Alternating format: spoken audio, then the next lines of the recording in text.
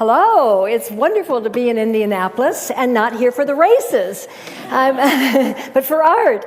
I've had a great day with many people who are on the staff of this wonderful museum, and I just, the museum has garnered so much national attention in recent years for all the work you've been doing, not only with your great collections, but also with your acquiring a lab with scientists for conservation practice, with this amazing sculptural park that you have built out in your extraordinary property that you have, and commissioning artists who have much imagination to bring to site-specific works. So it's just been a really great day for me to get away from my office and my telephone, so thank you. And I thought that before I began, I ought to find out how many of you have been to the Gardner. Could I see hands? Oh, this is great. And have any of you been to the new extension? One. Great. Okay.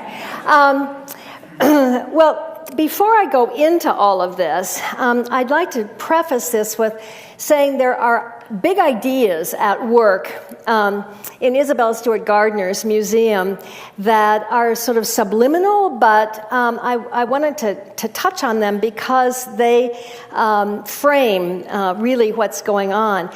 She had in her mind from a very early age the possibility of making a museum in America, because she had gone to France as a young woman and had, at 15, 16, and had experienced the Louvre and other museums throughout not only France but Italy, and had said that there was no such thing in America, that if she ever got money, she would like to create a museum where people could experience art and beauty.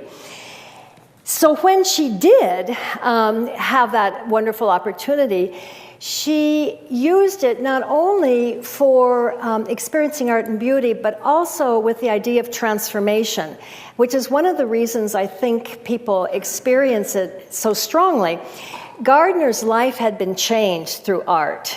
She had been on a path that was not particularly fruitful for her for a lot of her life, but in her 40s, she started reading Dante with Charles Eliot Norton at Harvard, and the lights all went on, and she gave up pursuing ball gowns and livery and all, and really started focusing on the life of the mind and the life of art. And one thing led to another, and she got very involved with working with artists and helping them produce their work, producing concerts, and it was just her whole life opened up because of exploration in art. So when she created this museum, she created a courtyard of antiquities and plant life, flowers, water, so that when you walked in, you experienced this Venetian architecture and also this garden that just was to take you to another place, to pop you into another state of mind and get you to dreaming and thinking and being transported, not to be lectured to, not to read labels, not to have to learn about what something is and take a test at the end, but just to experience the sheer pleasure of beauty and art. She was also, thirdly, acting as a creator herself. She collected all these objects and architectural elements and books and fabrics, textiles, and warehoused them over the years during the 90s. But when she began this process of building, she became her own creator. She installed and arranged and just let that whole process of making consume her. And I'll show you some of that as we go through this. So she was acting as an installation artist, I like to say. And then, when she got done, it's like she switched on the lights, although she didn't have electricity, but she brought in artists and scholars and musicians and gardeners to animate the place and to work off of it and to be inspired by it. So those are the overarching qualities of the museum that really guide it today and were what we were very, very mindful of when we began the work on the expansion. Now, in this expansion, when we go into this, you'll see that there are also ideas that were guiding that, which Jed Pearl really got today when he wrote about it, but they're embedded in it. So that the ideas guarding this overarching ideas guiding this expansion were to create public spaces for this legacy that would give spaces for the artist projects, for the artist residencies, for the education programs, for the greenhouses, and for the concerts. And that would be so transparent that the public could see what was going on at any given time and could get involved in participating in it in a way that was comfortable to them. So we wanted it to be very civic, very open, very welcoming, very transparent, and to be in real conversation with the historic building, which is very closed and very secretive. You don't really know what's going on in there until you get in. So let me have, great, okay, we have the first image up. I selected as a first image this sketch by Renzo Piano, which as I go through this, you will see how we got to it, but, oops. I may need some coaching, David. How do I want to, oh, here we go. Okay, this is the historic building right here. This is the whole site. This is one of Piano's drawings. He loves to draw. He draws on everything. When you're eating dinner with him in a nice restaurant, he draws all over the tablecloths, even in his home. So this is the historic building. This is the monk's garden, and here is another garden space, which used to be called the South Garden. And then here are the structures that he proposed to us to meet our program. And this space back here is a building we don't own. Now, to go to the source of all of this, this is a picture of taken in 1861 by the photographer that many of you probably know, Matthew Brady, who did so much of the portraiture but also of the Civil War photography. And this is Isabella Stewart Gardner sitting with her husband, Jack Lowell Gardner. They don't look particularly vivacious or happy in this portrait, but it's our earliest photograph of them. Now, hold your breath, because here is Isabella Stewart Gardner at the age of 47 in 1988, painted by John Singer Sargent. Can you imagine the transformation that has taken place in this individual, going from that to that? And this portrait, which is famous and infamous, has a lot going on in it that I don't know if you can read, but and it caused a scandal when it was shown at the St. Botolph Club in Boston in 1888, because she's tightly corseted, and instead of a belt, she slung the pearls around her waist. The flesh is very sensuous, and the modeling is intended to give that. And then what you can't see in this picture, unfortunately, doesn't read so well, there's a scarf tied around her hips to accentuate the hips. The fabric, this is a Renaissance Italian fabric. We think it's Venetian, but we can't be sure. 16th century, which Sargent has magnified and given her a halo and a crown. Can you read that? And then there are rubies here, and there's a ruby on each shoe, but you can't see them because of the light here on this photograph, or on this image.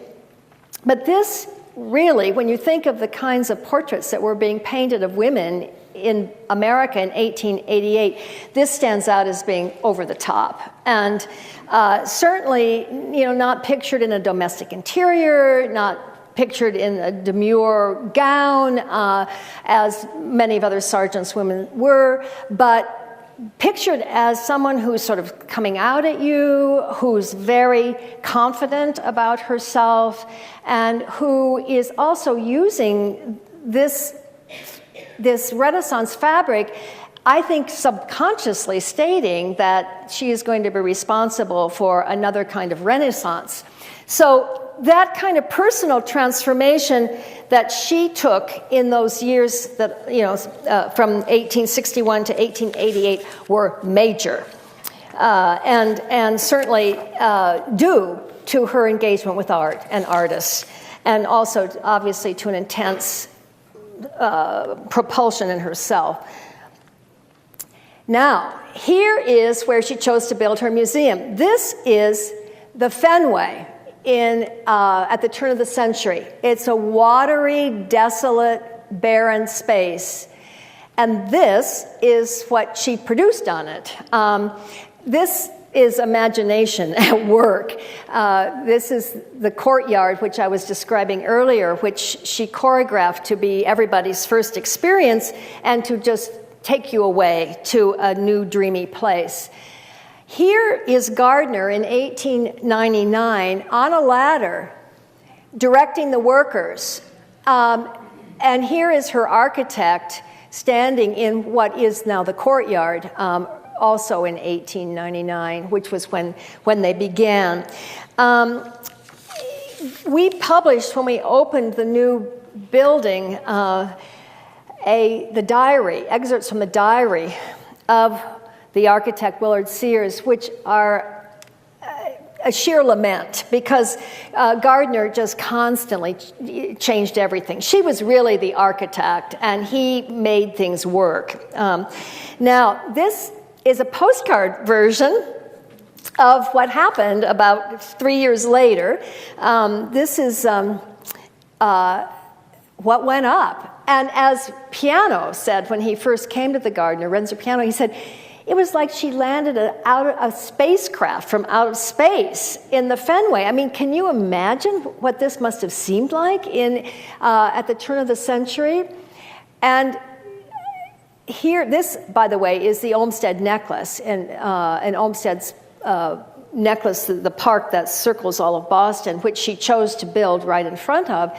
And in the back, this lattice work, this actually is about as far back as where we started building the new addition. I wish the Fenway looked like this today. It would be so nice to not have cars on it. But her vision was very bold for this museum, and it was a culmination of a lifetime, because she started this at the age of 60. It was a culmination of a lifetime of exploration and travel and involvement with artists and friendships with musicians, and also a deep love of horticulture, which is what's very apparent. Now, I'm just going to show you a few of her galleries, and also to note to those of you who are interested in conservation, we have been working to reinstall each gallery to its original appearance. We have very good photographs of how the galleries were appointed by her, but you'll notice this is a small room on the first floor. The use of fabrics, and Italian furniture, and then a whistler right next to the window to get more light on a Degas, another whistler, Venetian mirror. She composes with furniture, with textiles, with objects, and also here's the early Italian room in which she's built this fireplace that resembles one she's seen in Italy. She arranges 15th century, and even this is a Fra Angelico here, Quattrocento work by a window for light. Again, the furniture. She used candlelight, not electricity, but did have it wired for electricity. All of this composing. Here's the Tapestry Room with the combination of materials from different places, furniture from Italy, art from a number of different countries. But in fact, for example, in this Tapestry Room, the floor tiles are from Mercer, Pennsylvania, from a factory that's still going, and were very arts and crafts movement inspired, a French fireplace mantle, Spanish painting, Flemish tapestry. So this is all a commingling through her sensibilities of objects collected from different countries, European countries mostly, but also a lot of Asian work, which unfortunately I don't have photographs of. But here's another room, the Varanasi Room, using hand-tooled Spanish leather, hand-tooled Netherlandish leather. And here we have Tiepolo, and then whistlers, more Italian furniture, desk, and a very funky chair with ivory inlay. Notice the ostrich egg hanging from the candelabra here. Just a wonderful juxtaposition of objects that all are making sense in her mind. Textile, lace, displays of really beautiful old Italian laces, and patchwork lace curtains. I've replaced all the curtains in the museum. The men directors took them all out, and I've been trying to get them all back in. Now, this is an installation that many people refer to, and I think Ellen was telling me about her experience with it today. This is Titian's Rape of Europa, which shows Europa on the back of the bull, who is actually Zeus in disguise. And on this far, I'm sorry you can't see this very well, but on the far shore, which is Asia, we have her handmaidens, and calling out to her. The sky is turbulent, the mountains are in the background, the putti shooting their arrows are circling overhead, and here's one on a dolphin. She's about to slip off the back of the bull into your arms. The fabric is flung over her head. This is a very erotic picture. It's quite amazing when you really see it up close, as Ellen did on a ladder, she explained. This fabric below this picture is the fabric from one of her favorite ball gowns by Worth. And it's interesting, these tassels sort of echo the tassel of the bull's tail, but and we've got Venetian tables here, a chair from the Borghese collections here, another Europa, watercolor here, different objects juxtaposed. But the point is, for me, that this incredible picture, which Italian scholars, Renaissance scholars, think this is one of the greatest in an American collection. I like to think that Gardner took off her dress and climbed into the picture, that she identified that closely with the art, which she did. I mean, she really, the art and she became one. In here is the Gothic Room, which is the last gallery I'm going to show you. And again, notice the Mercer tiles from the arts and crafts movement inspired. Here, this room I think of as her sacral chamber, because she places this Sargent portrait that I began with at a very pivotal point in the room, so that she governs the whole room from this portrait. And of course, when she had it done, was years before she made this museum, so she couldn't have known that that's how she was going to use it, but it commands this space, which is also filled with Madonnas and sacred works from stained glass, and also all along the top of the wall of this room are images of people like you see in country houses in Italy, of ancestors. So it's the museum is so personal. It's so much about her and what she learned, what she thought, what she felt, and it's why I think people love it, because it is so intensely personal, and you really can't always be sure how to read it. Today, people think of her as, people that don't know the whole story think of her as just a great collector, but during her lifetime, she was an amazing benefactor of artists. Here you see John Singer Sargent painting in the Gothic Room, the room where the last room I showed you her picture. He's doing this portrait, for those of you who follow Sargent's work. In fact, there's a lecture going on at my museum tonight by Sargent's grandnephew on his Al Jaleo. This is Mrs. Fisk Warren and her daughter, who that portrait is now at the Museum of Fine Arts in Boston. Here's the painting, here are the sitters, and here's John Singer Sargent. And he used this gallery as his studio when he would come to Boston. And on your right, I don't know, yeah, you're right, my left. Does anybody know who this is? Well, you can probably read, but it's Ruth St. Denis is one of the founders of the modern dance movement in America. Here she is pictured in quite a wonderful outfit, which isn't the one she wore at the Gardner. I don't have a photograph of that, alas. At the Gardner, she did the Cobra dance at a benefit that Mrs. Gardner gave with Senator Kennedy's grandfather, the then mayor of Boston. And Ruth St. Denis was noted to perform the Cobra dance with very little on, but emeralds at that time. Gardner was also very given to, I wanted to make the point that what we've done since the trustees decided they wanted to bring the museum back to life again, the museum really went quiet after Gardner's death and became very focused on conservation of the collection, but was very passive about its programming. It offered concerts that became a feature of it, but it really didn't animate the museum the way she had in her lifetime. And it was because everybody was afraid to try to do it. It was too recent in everybody's memory, and no one thought they could do what she had done.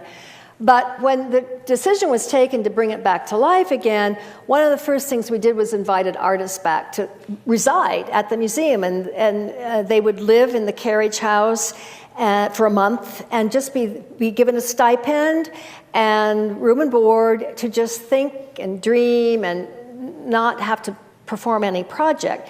Then later, maybe a year later, maybe 2 years later, maybe not at all, they would come back and do a project at the museum. And these are just two examples of projects. This is an artist, Daniel Gege, who created a book of drawings after his residency. And this is Ledo, who is a Buto dancer, who came back and performed in the courtyard. And the residency program is very key to our work, and as you'll see in the building, there's a place for it, a real place for it in our new building. But it's part of this legacy of supporting the creative individual. And our purpose is now to try to find people that are young, upcoming, or who are old and undiscovered, but to give them time to think and to just be out of the rat race and to be able to recharge themselves. We also, in keeping with the legacy, are deeply committed to scholarship. Gardner was friends of many important scholars. Charles Eliot Norton, who was her mentor, was the first professor of art history at Harvard, and he was probably also one of the great humanistic thinkers of the 19th century and did a lot of publications that were used by American schools and universities on the humanities. So we are very committed to doing scholarly projects that are trying to find people who are thinking in a new way about a subject. So this was a project called Cellini Raphael, and looked at their engagement with a man who's in our collection, Bindo Altoviti, who was sculpted by Cellini. You've never heard of Bindo Altoviti, probably, because he raised an army against Cosimo de' Medici and lost. And so he had to move to Rome and he was sort of buried in history. And so we unearthed him, and this was a project that we did. And also, the museum continues Gardner's deep commitment to horticulture, and not only to our growing of plants and trying to achieve a high level of that, which I really enjoyed talking with Mark about today, but also to an intellectual inquiry about landscape in our lives. And music, again, one of Gardner's passions, we have continued to present young artists and accomplished artists since 1927, uninterrupted music program. And when I came to the museum, I also started an education program because we are committed to working with our neighborhood schools. Boston Latin is right next door. We have also schools in the neighborhood that house urban kids that don't have art programs in the school. So we keep ourselves closed until 11 o'clock in the morning during the week just to work with school groups who come not just one time, but many times during the year to acquire visual thinking skills. And so here you see them. It's all very interactive. Here you see them at work. Part of our problem with all of these programs was we really had no place to do them. They were shoehorned into the galleries, or we made a tiny little exhibition gallery. Concerts were always in the Tapestry Room since 1927, and the kids had to do projects that were messy. We had a basement classroom, and our staff was working in closets, in places that were certainly not so healthy for a good working program. So in the year 2000, we started long-range planning for what the future of the museum should be, and this planning went on for 3 years. We didn't intend it to go on for so long, but we were just asking the big questions and doing real analysis, studying what the impact of all the visitors were on the museum. We did studies of everything, and also brought in people from around the country to reflect with us. So after all of this analysis, the conclusion was pretty scary. It came out that really to preserve the museum, we needed 80,000 square feet to offload all these functions that had accrued over the last 100 years to the museum. I mean, here was the Tapestry Room for concerts. Here's how it was supposed to be. And so this planning, this is one of my favorite charts. This shows how we worked ourselves through this process, and each of these lines represented, this was our programming, this was our physical plan, our resources, fundraising and financial analysis, our organizational structure, and our governance structure. And this all represented working groups, deadlines, and here was the end product where all this was to be tied together. But it was such an amazing adventure to give ourselves this luxury of not feeling like we had to be done in a year or 6 months, or we didn't have a deadline. We were really looking for the truth and for a shared vision of where we needed to go. But when the trustees decided to accept the fact that we had to do this addition and that we would try to achieve as close as possible to 80,000 square feet, it was a big gulp because the largest amount the museum had ever raised was $25 million, and the numbers on this were coming out way north of $100 million. And so you can imagine how we all felt about this. Before I show you anything else, this is the site. Here's the historic building. Here were the present gardens. These were greenhouses and a parking lot. And this was an unused garden. There's a big wall here. This was an unused garden and a carriage house, which had to come down which was a source of a lot of angst for us, but it was right in the middle of the site. And this is a park that's also part of the Emerald Necklace, and the Emerald Necklace is over here, and this is the Fenway, the road that you saw the old car on, and is now unfortunately a surfaced road with lots of cars. This is a building that doesn't belong to us, and here's Boston Latin over here that I know one of the people in the audience has gone to, and Simmons College is over here. Harvard Medical School is over here, and this is Mass College of Art here, and on the other side of this park is the museum school, art school, and then the MFA is over here. So that sort of orients you to the neighborhood.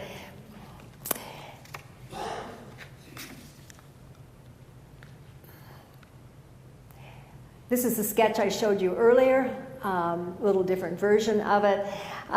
We did an architectural selection process, which was long, about a year long. We looked at 75 different architects. Everybody that wanted to could put a name on the table. We had an advisor who was a Pulitzer Prize writer on architecture, who people loved to listen to and to consult. And we had curators and overseers and trustees on it. It was a pretty big committee. They worked very hard. We ended up looking at the work of 25 architects from both internationally, nationally, and locally. In the end, we selected Renzo Piano because we thought he would bring the most, the state of mind. Being Italian, he understood the building and the thinking. We liked very much his Nasher Museum, his Menil, and his Baylor in Basel. And he wasn't so well known when we selected him. Probably wouldn't have selected him if we, today when he's so well known, because we were also trying to go our own way with this. But during our first meeting with him, we just knew that he was the right person for us, because he actually, during our first meeting after we'd selected him, he came in to the courtyard and spent about a half an hour with me and the board president, and looking at all these different views from the courtyard, from one cloister to the courtyard to another cloister to another cloister to another gallery and to a garden, and the way the light was falling, all this. And he said, I think I have to quit this job because I don't think it's possible. And my board president said, well, I know we have the right person now, because, you realize how difficult this is. So early in the process, he said that this building has to be the respectful nephew to the great grand aunt. And his guiding principle was to separate the working part of the museum, which he called the profane, which is a typical Italian way of thinking about it, to the sacred part, or the sublime part, which were the galleries and Gardner's collections. So we had the sacred and profane. And from the start, we also knew we wanted to be green. Museums are energy hogs, as you all know. We wanted to try to address this. So this is a shot of the drilling of the geothermal wells, of which we put in 8, and which are working so well. It's just amazing. It's a 15-year payback, but it's incredible how this technology, I don't know if you call it technology or not, but it's the heating and cooling using the earth to do this. These wells go down 1,800 feet.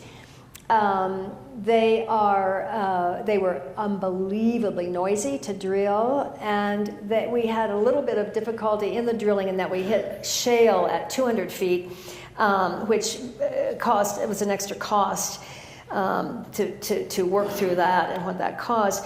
We're going for LEED Gold certification, and we are harvesting rainwater. We are using passive solar. We are using geothermal.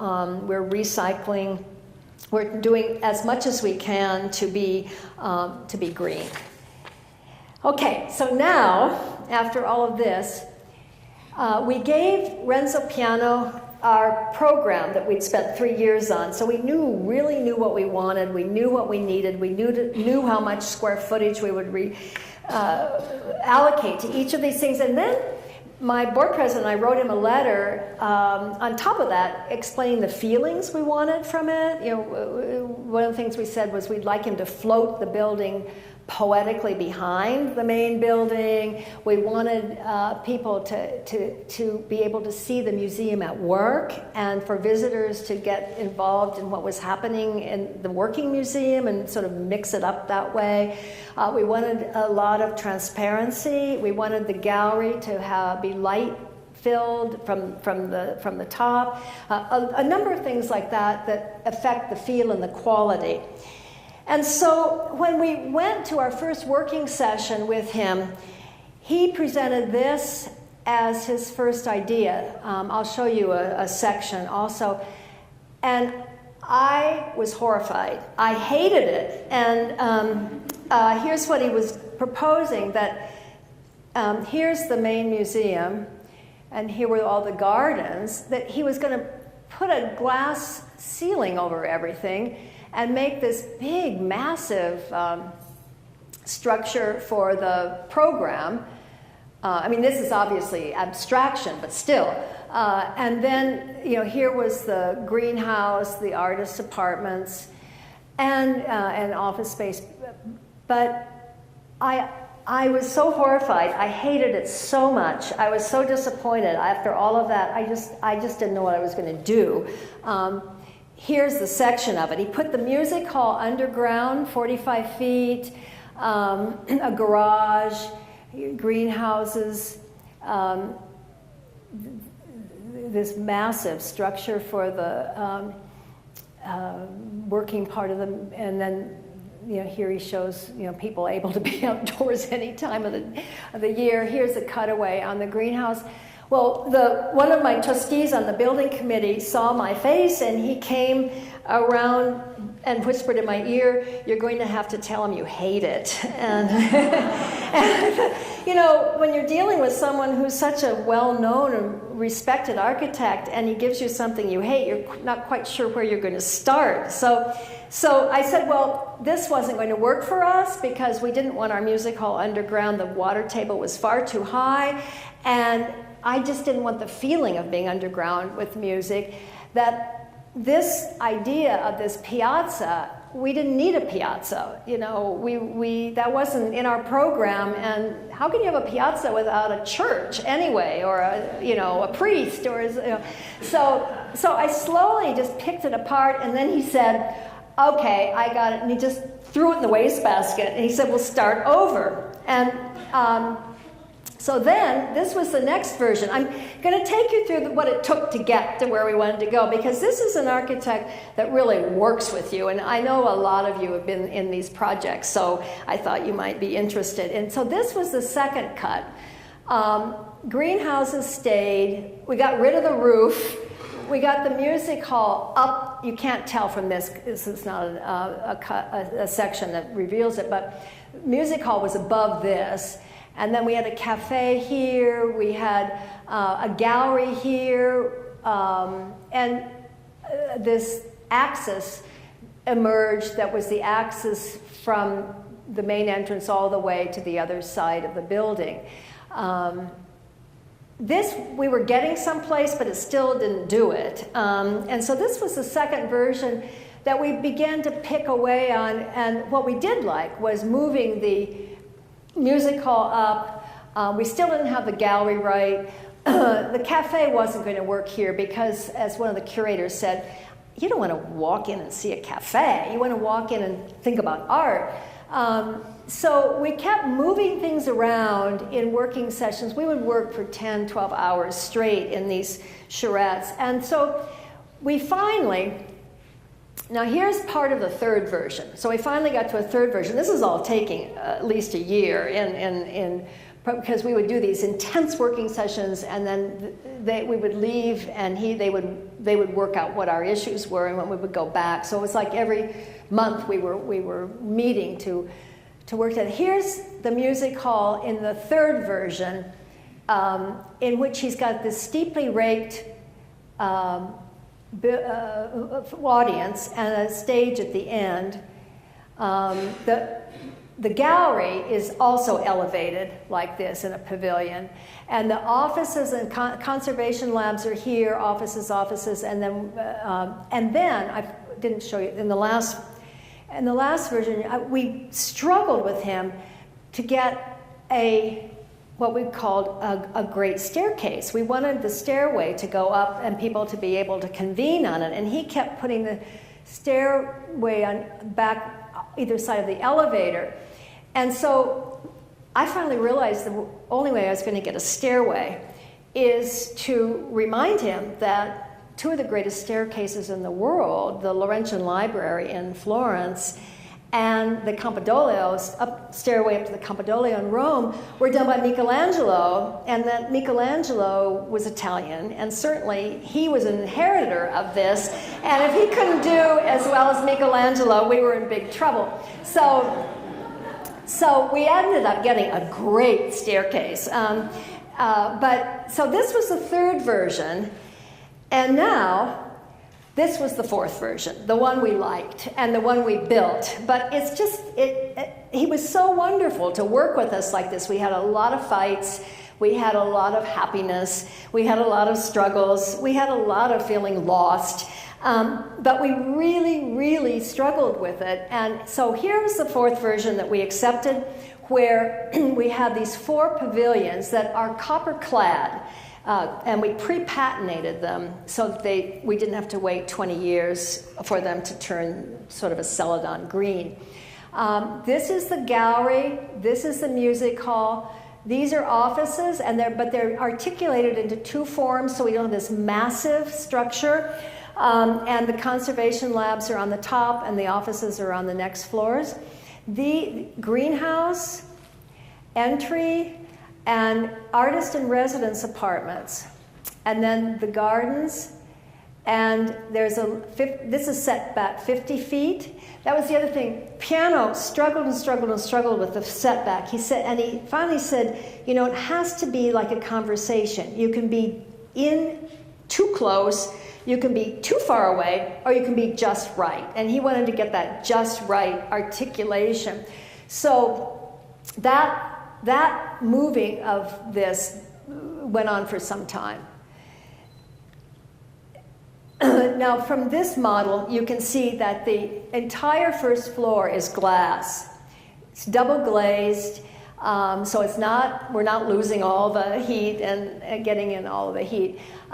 This part right here is the apartments for the artists and scholars are up here, and the greenhouses down here. We had all the versions until we got to that one.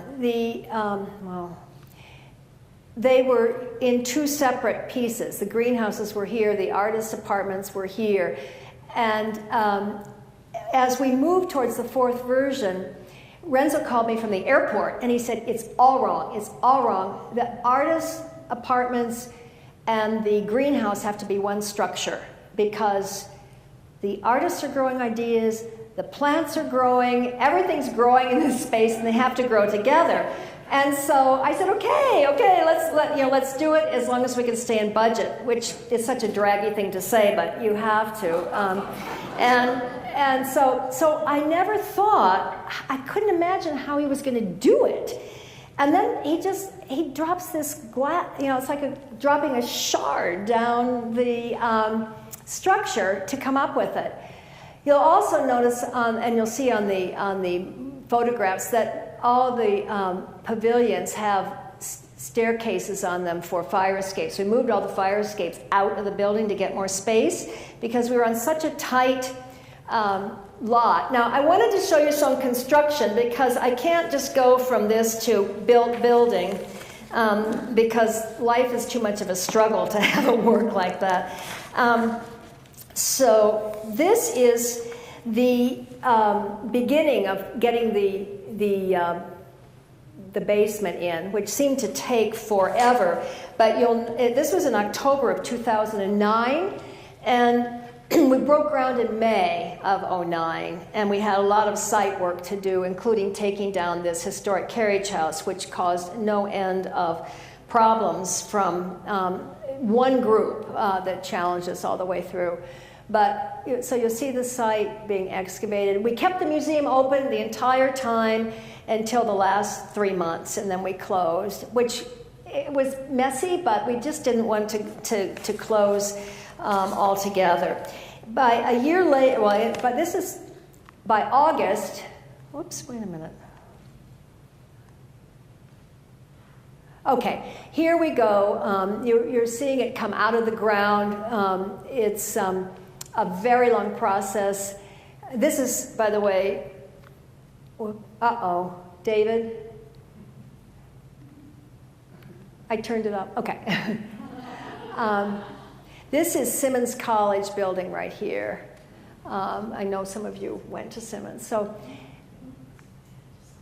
And here we go, up out of the ground at last, and this is the beginning of the music hall. And the music hall, again, the music hall, which you're going to see, turns out to be a cube that is like nothing else. And we went through 3 different versions of the music hall with piano, and finally, our music director, who I involved in the process, said, we've got to get a different acoustician in here. We've got to get Yasu Toyota, whom he had worked with on the New World Symphony building in Miami and also the Marlborough Hall in Marlborough, Vermont. So we asked Renzo to lunch, and our music director brought 3 bottles of Lynch-Bage wine. And in the lunch, we proposed that we switch acousticians and that he work with Yasu Toyota, whom he didn't know. And he agreed to do so. And that made all the difference in getting the right music hall, the kind we wanted. And so this music hall had, because it's above ground and because it's floating on this structure, it had to have very thick concrete walls to deal with the acoustics. Here you see, here it is, music hall. Music hall is here, the gallery is here. And then you're seeing this is the beginning of the entrance, but this structure took so long to get up. And now we're done. Okay, so here are photographs. These photographs, by the way, are by Nick Lahaut, who is a photographer from Montreal. Here you see the pre-patinated copper. This is an outdoor art space that we have, so we commission artists to do work in this space. This is by a Venetian artist, Stefano Ariente, who was in residence with us, I think, in 2004. And here, this is from the street, the view of the entrance, and you can see these glass stairs that are the fire escapes on the outside of the building. Here is the entrance at night. This is where the public comes in, and you can see how transparent it all is. So that from the street and from the sidewalk and from the park, you can see everything that's going on inside and hopefully want to come in. Here's standing back a little further, and you can see the historic building right here. And another view at night. What you're looking into here is the living room. We made a space that we call a living room that is where people come to learn about the museum, to get oriented, they can sit and look out at the gardens. We have hosts that we recruit to host the living room on Fridays and Saturdays who bring their collections or something they love to share with the public. So we're always recruiting hosts for this room. The living room grew out of an artist project, and it was so popular, we decided it had to be the way we ran our orientation of the space. Okay, so here you are, as you enter inside, you come in here, here's ticketing. Down here, you can walk down this corridor and see the greenhouses. The idea was the public should see the museum at work, so they can see people working in the greenhouse, they can see people in the classroom, they can overhear concert rehearsals. And here's the living room, which is now filled with books. And here's where the hosts sit and bring things to share. And here's Renzo in the living room with a reporter. And we have birds in the living room. We have canaries. One is Italian and one isn't. And we have an artist's book for people to sign and draw in, make things. And we also have an interactive screen to learn about the collection. And here it is at night. This is the exhibition gallery that I'll go into more fully. And it's above the living room. And here we are in the exhibition gallery. The first exhibition was of an artist from Glasgow, a woman named Victoria Morton, who had been in residence with us in 2009. And she painted for a year to do this exhibition.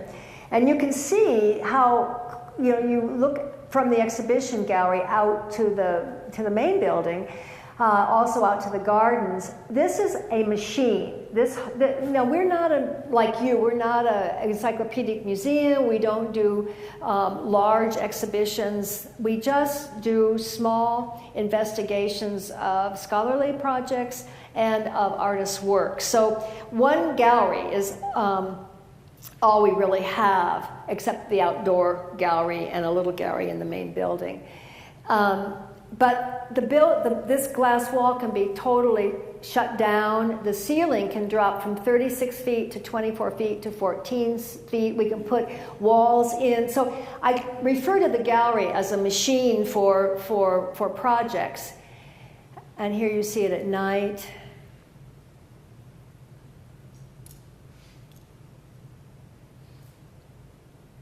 Okay, now here is the artist in residence space that is above the greenhouses, and is what Renzo decided had to be connected in one structure to the greenhouses.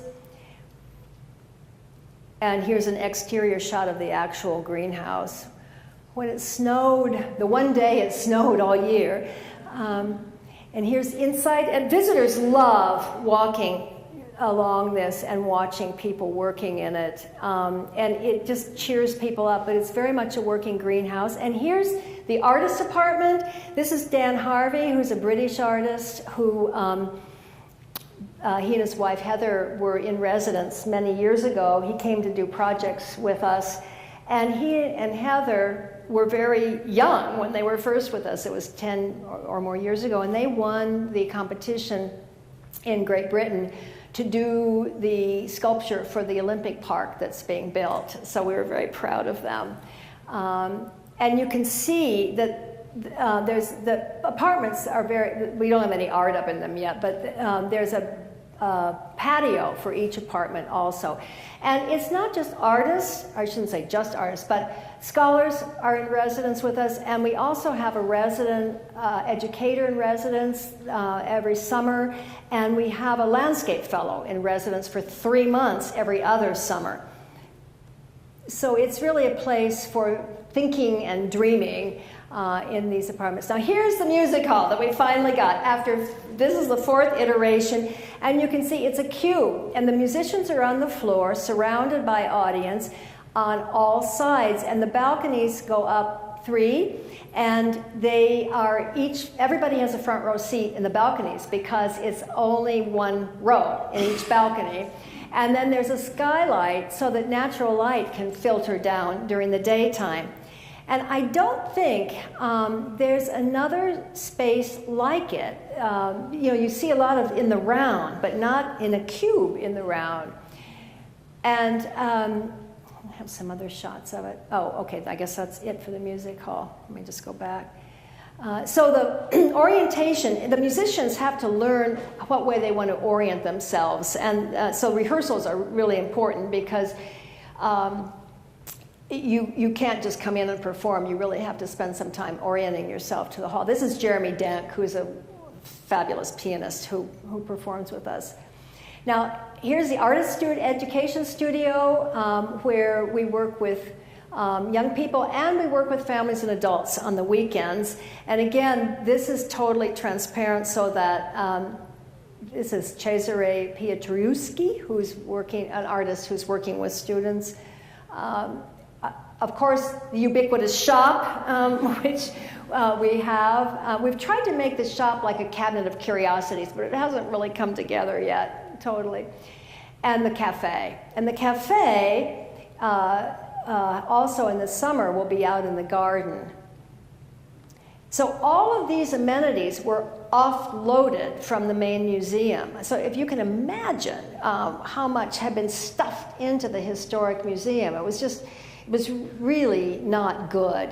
Gardner had about 3,000 visitors a year in her lifetime when she kept it open for people. And she had about 20 employees. And when we started this project, we were having 200,000 visitors a year, and we had about 140 employees, all in the same space.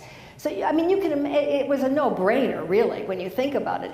It couldn't continue like that and keep the collections preserved and not have major damage. And so the question that was confronting us was, okay, do we shrink it way back and become a passive place again, or do we offload it and continue a civic mission? I wanted to spend a little time on the corridor that's connecting the museum. This is the 50-foot setback, and this is the glass corridor. Renzo calls it the umbilical cord, which I love, but nobody else did, so it's called the corridor. Here you see people, the scale of it. Here it is at night, which is pretty magical. And here it is viewed from the top. I'm sorry I don't have any photographs in here. The stairway, I thought I had them, but I don't. Okay. Now here you see it from above. And it's just the right amount of space because here's this grand stairway, but you can't really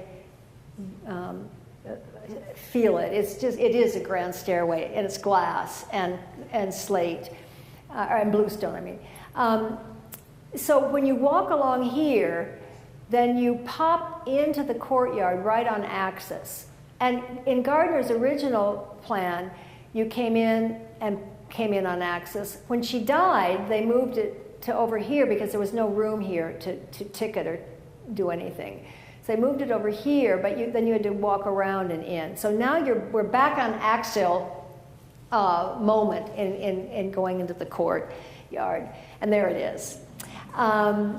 In all of with its wonderful chrysanthemum display. So I was asked if I would take any questions, and I'd be happy to take a few questions or not.